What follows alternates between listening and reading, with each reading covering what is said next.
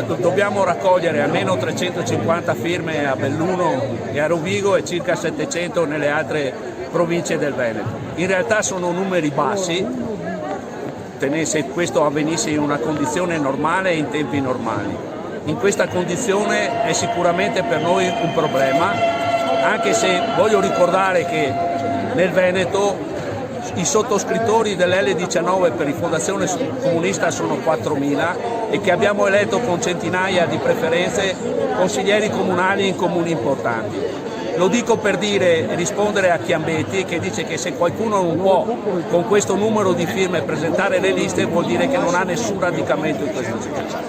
Il punto è che oggi gli uffici anagrafe sono chiusi, che è difficile e quasi impossibile fare i banchetti e che ci sono molti ostacoli per chi ha pochi mezzi, ha poche risorse o anzi non ha altra risorsa che la militanza gratuita e volontaria delle proprie compagne e dei propri compagni.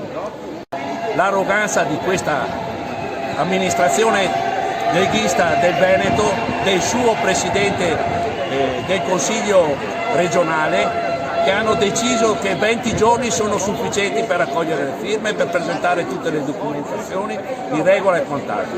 Questo noi chiediamo a tutti i cittadini e alle cittadine che sono rispettosi della democrazia, indipendentemente dalla loro collocazione politica, di dare la loro firma perché a queste elezioni sia presente la lista Solidarietà, Ambiente e Lavoro.